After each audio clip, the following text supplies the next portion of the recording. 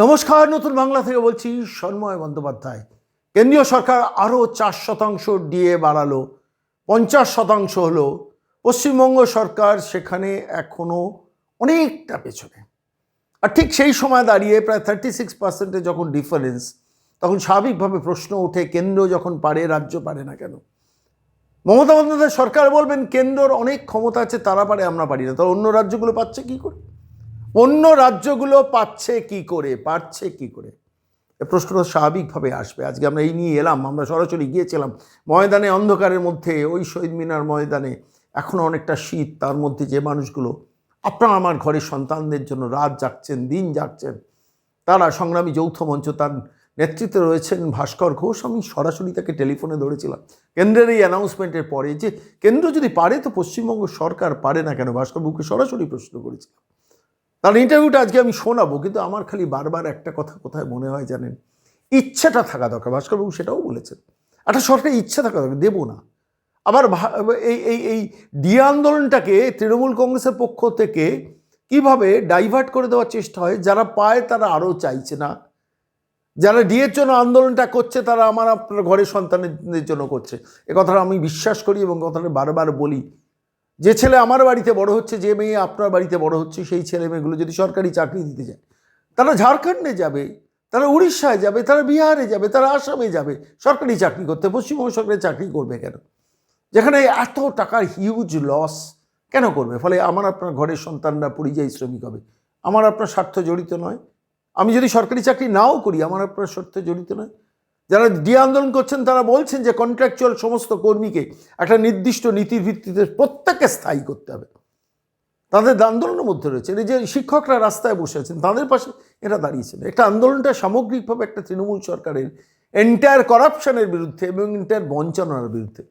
স্বাভাবিকভাবে তাদের পাশে প্রত্যেকটা মানুষের বাংলার দাঁড়ানো দরকার। এবং অবশ্যই যে কথাটা বলতে ভুলবো না, বারবার বলবো, এই সরকারকে তাড়ানো দরকার। নবান্ন থেকে 14 তলা থেকে ওই ভদ্রমহিলাকে হাঁটিয়ে কালীঘাটের বাড়িতে পাঠিয়ে এই সমস্ত বঞ্চনার জবাব কিন্তু দিতেই হবে, এবং সেই লড়াইটা লোকসভা নির্বাচন থেকে শুরু করতে হবে। এ কথাটা বলে আমি সরাসরি চলে যাচ্ছি ওই শহীদ মিনার ময়দানে। অন্ধকারের মধ্যে যে মানুষগুলো বসে আছেন আমার আপনার পরিবারের স্বার্থ রক্ষার জন্য, তাঁদেরই নেতৃত্ব দিচ্ছেন যিনি, সেই মানুষটি ভাস্কর ঘোষ। কি বলেছেন আমাদের টেলিফোনিক ইন্টারভিউয়ের অন্য দিক থেকে শুনুন। নমস্কার ভাস্কর বাবু, সন্ময় বলছি। নমস্কার। ধন্যবাদ নেবেন। মানে হ্যাঁ হ্যাঁ, বলছি এমন একটা খবর কানে এলো বলেই আপনার কাছে এলাম। সেটা হচ্ছে কেন্দ্রীয় সরকার আবার 4% সরকারি কর্মচারীদের জন্য ঘোষণা করলো। তো এই খবরটা কি ঠিক? প্রথমত বলুন। হ্যাঁ, একদমই ঠিক। ওটা আজ মানে 1 জানুয়ারি 2024 থেকে সেটা লাগু হবে। এর আগে 46% ছিল, এই 4% ধরে পড়ে সেটা 50% হলো। সেটা যেমন বর্তমানে চাকরিরতরা পাবেন, ঠিক একই রকম ভাবে যারা পেনশনার আছে তারাও পাবেন। এবং তারই সাথে কেন্দ্রীয় সরকারের বিভিন্ন ডিপার্টমেন্টে যারা কাজ করেন, অস্থায়ী কর্মচারী, চুক্তিভিত্তিক কর্মচারী সহ মিনিমাম যে ওয়েজ, সেটাও কিন্তু পাল্লা দিয়ে বাড়বে। মানে আপনি আপনি বলছেন যে 1 জানুয়ারি 2024 থেকে ইমপ্লিমেন্টেড হলো? একদমই তাই। 1 জানুয়ারি আচ্ছা, 2024 থেকে এটা প্রথম ইমপ্লিমেন্টেড প্রশ্ন হলো। তাহলে এই পশ্চিমবঙ্গের সঙ্গে তফাৎটা কোথায় গিয়ে দাঁড়ালো অ্যাজ অন ডেট? আপনার সাথে যখন এখন আমি কথা বলছি তখন তফাৎটা দাঁড়ালো ঠিক 40%, অর্থাৎ 40% আমরা পিছিয়ে থাকলাম। এটা শুধু কেন্দ্রের সাথে নয়, এটা আরো অন্যান্য রাজ্যের সাথেও, যেখানে প্রতি মুহূর্তে প্রমাণ করার চেষ্টা চলে যে গোটা ভারতবর্ষেই নাকি শ্রমিক বিরোধী, মানুষের বিরোধী, স্বার্থ বিরোধী সরকার রয়েছে। একমাত্র পশ্চিমবঙ্গেই হচ্ছে মানুষের দরদি এবং মমতা মাখানো একটা সরকার, সেখানে নিয়মিত মানুষকে বাঁচার অধিকার পরিবেশন করে যাচ্ছে। তিনি তার রাজ্যের কর্মচারীদের শ্রমের মূল্যটাকে 40% হারে কম দিচ্ছেন প্রতিদিন। হুম। একটা কথা বলুন তো, পশ্চিমবঙ্গ সরকার আমি যতদূর জানি যে 4% ডিএটা বাড়িয়েছে সেটা 1 মে থেকে, হুম, তাই তো? একদম। সেখানে দাঁড়িয়ে কেন্দ্রীয় সরকার 1 জানুয়ারি 2024, অর্থাৎ ব্যাকলগ, মানে আমি মার্চ মাস এখন ধরলে গত 2 মাস আগে থেকে টাকাটা শেষ পর্যন্ত তারা দিচ্ছেন। সেখানে পশ্চিমবঙ্গ সরকার নির্বাচন মিটে গেলে 1 মেতে দেবেন, অর্থাৎ এখন থেকে আরো 2-3 মাস বাদে। মানে তখন ওই 4%-এর তফাৎটা কমে 36% হবে, তাই তো? আমি যদি ভুল না বলি। না, এটা অঙ্কের হিসেবে কিন্তু তা নয়। অঙ্কের হিসেবে এটা মজাটা হচ্ছে এই যে 4%টা দিল, হ্যাঁ এই 4%টা কিন্তু এখনকার পাওনা, মানে এই 1/1/2000, মানে এই মানে ডিসেম্বর থেকে জানুয়ারি, জুলাই থেকে ডিসেম্বর পর্যন্ত যতটা মূল্য বৃদ্ধি হয়েছে, সেই মানে জানুয়ারি জুলাই পয়লা জুলাই 2000 থেকে যে মানে যে মূল্যবৃদ্ধির জন্য যে ক্ষতিটা কর্মচারীদের হয়েছে সেইটাকে পুষিয়ে দেওয়ার জন্য পয়লা জানুয়ারি 2024 থেকে দেওয়া হলো।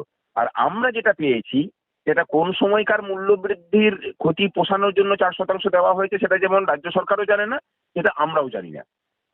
অর্থাৎ তফাৎটা কিন্তু পয়লা মেতে গিয়েও আরো 36% থাকবে। আমি বোধহয় মানে এটা বোঝাতে পারলাম কিনা জানি না।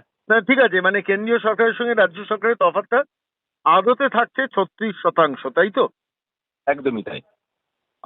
আমার একটা কথা, স্পেসিফিক প্রশ্ন বারবার মনে হয়, সারা ভারতবর্ষের সমস্ত রাজ্যগুলো যদি পারে, এমনকি কেন্দ্রীয় সরকারও সব কাজ করেও যদি পারে, তাহলে এই রাজ্য সরকার পারে না কেন? সেটার গোড়ার কথাটা যদি বলতে যান তাহলে এটা একটা মানে সুন্দর উদাহরণ দিয়ে বোঝানো যায়। এই যে কারণের জন্য আমাদের রাজ্যের প্রত্যেকটা ছেলে মেয়েকে এখন পরিযায়ী হয়ে বাঁচতে হচ্ছে, যুবকদেরকে। প্রত্যেকটা সাধারণ বাড়ির ছেলে মেয়েকে, মানে তিনি শিক্ষিত হন বা তিনি অশিক্ষিত হন, তিনি মানে স্কিল লেবার হন বা আনস্কিল লেবার হন, তিনি ডাক্তার হন বা ইঞ্জিনিয়ার হন, তাদের প্রত্যেকের গন্তব্য যেমন রাজ্যের বাইরে এখন নির্দিষ্ট পরিযায়ী হিসেবে বাঁচার। এটা হচ্ছে ফল। আর তার কারণটা হচ্ছে এই সরকারের সঠিক শ্রমের মূল্য দেওয়ার যে মানে মানসিকতাহীনতা, সেটা হচ্ছে কারণ। আর ফলটা হচ্ছে এটা যে গোটা পশ্চিমবঙ্গের বাঙালি জাতিটাকে আজকে পরিযায়ী হয়ে বাঁচতে হচ্ছে। সরকারের মানসিকতার তফাৎ। এরা যে মুখ্যমন্ত্রী একটা কথা প্রায়ই বলেন, আমি আপনাকে স্মরণ করিয়ে দিই, যে কেন্দ্র দিচ্ছে না তাই আমরা দিতে পারছি না। এই যুক্তি কি আদৌ গ্রহণযোগ্য? একটু ব্যাখ্যা করুন। একদমই নয়। কারণ স্থায়ী কর্মচারীদের বেতন খাতের জন্য কেন্দ্র সরকার পয়সা দেয়, বেতনের একটা অংশ দেয়। সেটা অর্থ কমিশন এবং গ্রান্ট ইন এড খাতে দেওয়া হয়। এবার সেখানে যে হিসেব পেশ করা হয় তার অনুপাতে কেন্দ্রের যে ভাগ, সেই ভাগটা কিন্তু নিয়মিতভাবে যে রাজ্য সরকার পাচ্ছে সেটা আমাদের সাথে বৈঠকে মুখ্য সচিব নিজেও স্বীকার করেছিলেন। যে প্রকল্পগুলোতে বাকি আছে সেখানে দুর্নীতির অভিযোগ আছে বলেই কেন্দ্র সেখানে টাকা আটকে রেখেছে। তাও কত টাকা আটকে রেখেছে সেটা কেউ কিন্তু জানে না, না কেন্দ্র জানে না রাজ্যের মানুষ জানেন।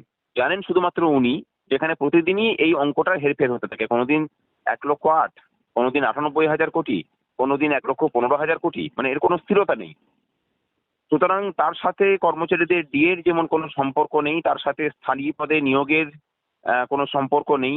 এটা সম্পূর্ণরূপেই মানে তার সরকারের ব্যর্থতা এবং অনিচ্ছা যে এই রাজ্যের ছেলে মেয়েদেরকে বাইরে যেতে হচ্ছে, কারণ সরকারি মানে দপ্তরগুলোতে স্থায়ী পদে স্বচ্ছভাবে নিয়োগের কোনো মানসিকতাই সরকার তৈরি করতে পারেনি এবং কোনো মানে মানসিকতা তৈরি করতে পারেনি যাতে করে কর্মচারীরা নিয়মিতভাবে মূল্যবৃদ্ধিজনিত যে ক্ষতি, সেই ক্ষতিটাকে পুষিয়ে দেওয়ার জন্য ডিএটাও পান।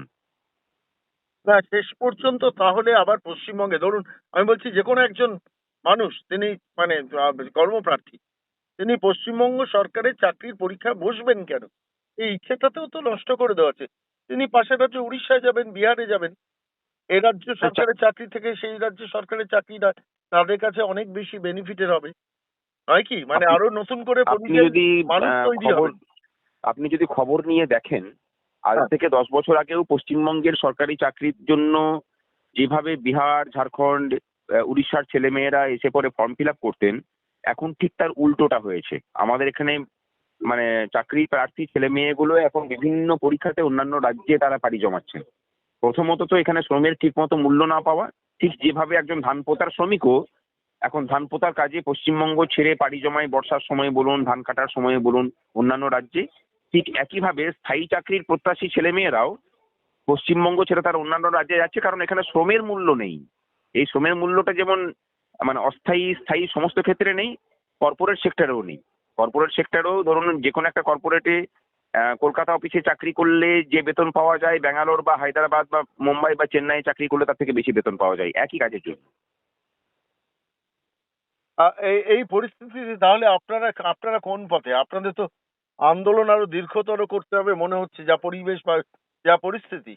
মানে হ্যাঁ, আন্দোলন তো চলছে। আন্দোলনটা দীর্ঘস্থায়ী হচ্ছে সেটাও আমরা জানি, কারণ আমরা পুরো সিস্টেমটার বদল চাইছি। এখন সামনে লোকসভা ভোটের সময় আমরা অন্য পদ্ধতি নিচ্ছি, যে আমরা হয়তো ডিএ মামলার মধ্যে সংযুক্ত হব, আমরা ওটা একটা চেষ্টা চলছে। আরেকটা চেষ্টা আমরা চালাচ্ছি, সেটা হলো যে মানুষের ভোট যেন লুট করতে না পারে এই সরকার বা কোনো রাজনৈতিক দলই। হুম। এবং তার সাথে ভোটের পরে আমরা তীব্রতর আন্দোলন আমরা মানে করার জন্য এই সময়টাকে কাজে লাগাবো। মানে ভোটের পরে আরো মানে সংঘাতের পথে হাঁটবেন, তাই তো? একদমই একদমই মানে এরা তো অন্য কোনো ভাষা বোঝেন না সংঘাতটা ছাড়া, বলে স্বাভাবিকভাবে শেষ পর্যন্ত হয়তো তো আপনাদের সেটাই ভাবতে হবে, নয় কি? একদমই আমরা সেরকমই ভাবছিও। অনেক ধন্যবাদ ভাস্করবাবু এতক্ষণ সময় দেওয়ার জন্য। অনেক ধন্যবাদ দাদা আপনাকেও, যেভাবে আপনি হ্যাঁ। এই রাজ্যের মানে পেনশনার সহ বিভিন্ন স্থায়ী অস্থায়ী চাকরি না দেখুন কর্মপ্রার্থীদের পাশে ভাস্করবাবু থাকেন। একটা কথা বলি, এটা হচ্ছে এই আন্দোলন কিন্তু শুধুমাত্র আপনাদের সরকারি কর্মচারীদের ডিএ বৃদ্ধির জন্য নয়, আমার একদমই। আপনার প্রত্যেকের পরিবারের যে সন্তান বড় হচ্ছে এ রাজ্যে সেই সন্তানের জন্যও কিন্তু এই আন্দোলনকে সমর্থন করা দরকার। এটা আমি মনে একদমই প্রাণে বিশ্বাস করি। কেন তা না হলে ভবিষ্যতে এই পশ্চিমবঙ্গে কোনো ছেলে মেয়েই আর সরকারি চাকরির পরীক্ষার ব্যাপারে আগ্রহী থাকবেন না, যেটা মমতা বন্দ্যোপাধ্যায় আলটিমেটলি লক্ষ্য চাইছেন। এটাই হচ্ছে ঠিক আসল কথা। অনেক ঠিক ঠিক ধন্যবাদ সঙ্গে থাকার জন্য ডাক্তারবাবু। ধন্যবাদ।